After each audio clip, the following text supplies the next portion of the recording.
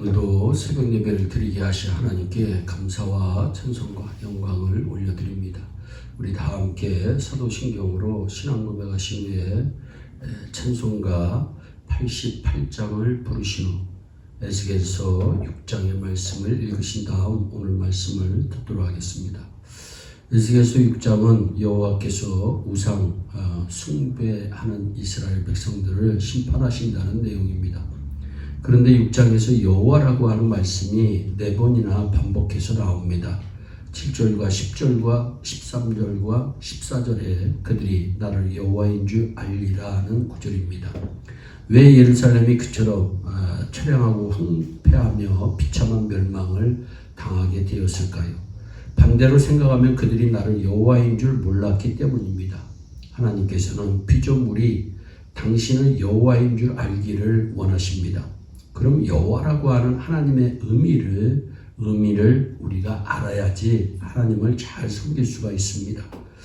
먼저 출애굽기 3장 14절에 보면 모세가 자신에게 사명을 주어 애굽으로 보낸 하나님께 이름을 물어봅니다. 너희 조상의 하나님이 나를 너희에게 보내셨다 하면 그들이 내게 묻기를 그의 이름이 무엇이냐 하리니 내가 무엇이라고 그들에게 말하리이까. 하나님께서 대답하기를 나는 스스로 있는 자니라. 또 이르시되 너는 이스라엘 자손에게 이같이 이르기를 스스로 있는 자가 나를 너희에게 보내셨다 하라. 이렇게 말씀하라고 합니다. 하나님의 이름은 I am that I am. I am who I am입니다. 나는 I am이라는 이름을 가진 존재라는 것입니다.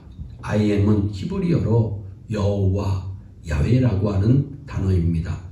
하나님의 이름이 여호와라고 가르쳐 주신 분은 여호와의 사자입니다. 하나님이라고 하는 속성이라는 측면에서 여호와라고 하는 이름은 4가지 의미가 있습니다. 먼저는 하나님은 영원한 존재이십니다. 계시록 1장 8절에 나는 알파와 오메가라. 이제도 있고 전에도 있었고 장차 올 자요 전능자요 하시더라. 영원부터 영원까지 스스로 존재하시는 분이 하나님이십니다. 둘째로 하나님은 변함없는 분이십니다. 말라기서 3장 6절에 나 여호와는 변하지 아니한다고 말씀하시고 야고보서 1장 17절에도 그는 변함도 없으시고 회전하는 그림자도 없으시다고 말씀합니다. 어제나 오늘이나 영원토록 동일하신 분이 하나님이십니다. 셋째로 하나님은 전능하신 분이십니다. 존재의 근원이 되신다는 겁니다. 모든 존재는 하나님의 능력에 의해서 만들어진 것입니다. 하나님만 스스로 존재하는 분이고 우리는 스스로 존재할 수가 없습니다. 하나님의 능력으로 존재하게 된 피조물입니다. 우리가 100번 죽었다 깨어나도 우리는 계속 피조물입니다. 하나님은 하나님이십니다. 이사야서 40장 28절에 영원하신 하나님이 여호와 땅끝까지 창조하신 자는 피곤치 아니하시며 곤비치 아니하시며 명철이 한이 없으시다고 말씀합니다. 넷째로 하나님은 은혜로우신 분이십니다. 출애굽기 34장 6절로 7절 보면 여호와께서 그의 앞으로 지나시며 말씀하시되 여호와로라 여호와로라 자비롭고 은혜롭고 노하기를 더디하시고 인자와 진실이 많은 하나님이로다 말씀합니다. 여호와라는 이름은 속성이라는 측면에서 영원하신 분, 변함이 없으신 분, 전능하신 분, 은혜로우신 분이십니다. 또한 여호와라고 하는 이름은 하나님의 활동이라는 측면에서도 4가지의 의미가 있습니다. 먼저는 창조자가 되십니다. 또한 만물의 보존자요, 두 번째는 통치자가 되십니다. 세 번째는 구원자가 되십니다. 네 번째는 심판주가 되십니다. 회개치 않는 사람에게는 심판자가 되시는 하나님이시라고 하는 말씀입니다. 너희가 나를 여호와인 줄 알리라는 말씀은 하나님을 경험하게 되리라고 하는 말씀입니다.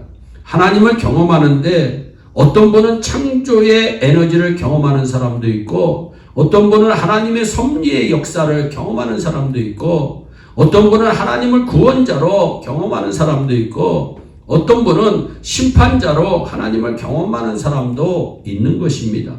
에스겔서 6장에 나오는 유다 백성들은 유감스럽게도 여호와 하나님을 심판주로 심판자로 경험하게 된 것입니다. 이스라엘 백성은 하나님의 선민입니다. 그리고 하나님께서는 이스라엘 백성들에게 특별한 약속을 주셨습니다. 땅의 축복도 주시고 후손의 축복도 허락하시고 복의 근원이 되는 축복을 그들에게 모두 주신 것입니다.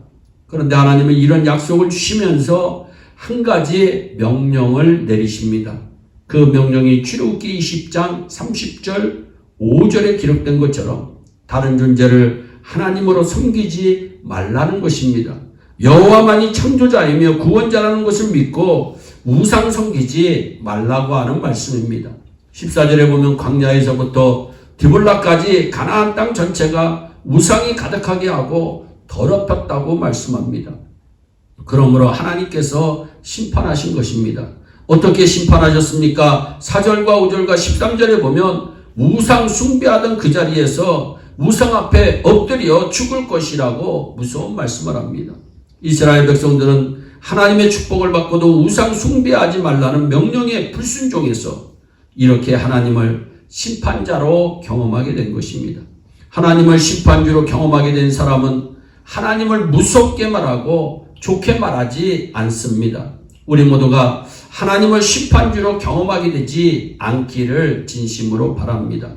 그런데 8절에서 10절에 보면 하나님께서 심판하시는 과정에서 구원자로서 하나님을 경험하는 사람도 있음을 성경은 말씀합니다.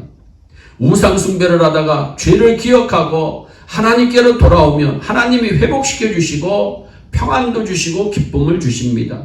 이들이 하나님을 경험하되 심판자로 하나님을 경험하는 것이 아니라 구원자로 하나님을 경험하는 남은 자들의 축복을 누리는 것입니다. 이 세상에 과거에 존재했거나 지금 존재하거나 앞으로 존재하게 될 모든 인간은 결국 두 가지를 알게 됩니다. 첫째로 여호와가 하나님이시라는 것이고 다른 것은 우상이라고 하는 사실이고 둘째는 예수님이 하나님이시라고 하는 사실입니다. 11절 말씀에 하나님께서 에스겔에게 손뼉을 치고 발을 구르며 말하라고 말씀합니다. 여러분 남대문 시장에 가보세요. 여러분 길거리에 리약해놓고 옷도 팔고 물건을 파는 사람들이 골라골라를 큰 소리로 외치는 모습을 볼 수가 있습니다. 이렇게 하는 이유가 무엇입니까? 주위의 시선을 끌기 위함입니다. 하나님께서는 중요한 말씀이기 때문에 손뼉을 치고 발을 구르며 말하라고 하는 것입니다. 하나님을 심판주로 경험하지 말고 구원주로 경험하라고 하는 엄청나게 중요한 말씀을 그냥 전하지 말고 손뼉을 치고 발을 구르며 말씀하라고 성경은 말씀합니다.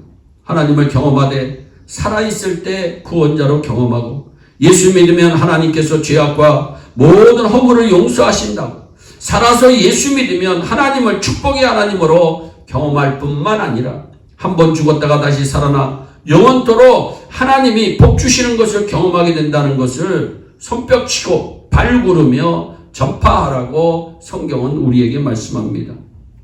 사랑하는 성도 여러분, 살아있는 동안 예수 믿는다고 하는 사실에 감사하며 사시기를 바랍니다. 하나님의 진노를 피하시고 하나님을 영원한 사랑의 하나님, 축복의 하나님으로 날마다 경험하는 우리 예일의 온 식구들이 되기를 진심으로 축복합니다. 한번 예수 믿었으면 끝까지 충성된 믿음을 가지고 굳게 하나님 잘 섬기다가 주님 오시는 그날에 잘했다 칭찬받고 면류관 받는 우리 모두가 되기를 예수님의 이름으로 축원합니다. 기도하겠습니다. 사랑의 하나님 참 감사합니다. 하나님 범죄한 이스라엘 백성들, 우상 숭배하던 이스라엘 백성들, 하나님을 심판주로 경험하게 될 것임을 성경은 말씀합니다. 그러나 그 가운데서도 하나님께 돌아와 용서를 빌며 회개하는 자들에게 기쁨과 평안을 주시고 용서해 주시는 구원의 하나님을 경험하는 남은 자들의 모습도 발견할 수가 있습니다. 오늘 하나님 우리 예일의 온 성도들은 살아있을 때 하나님 잘 섬기게 하여 주시고 하나님 저 천국에서 영원히 주님과 함께 복된 삶을 누릴 수 있도록 은총을 베풀어 주시옵소서. 감사하고 예수님의 이름으로 축복하며 기도하옵나이다. 아멘. 우리 다 주기도문으로 예배를 마치시고 각자 개인 기도하신 후에 오늘도 주 안에서 승리하는 복된 하루 되시기를 바랍니다. 감사합니다.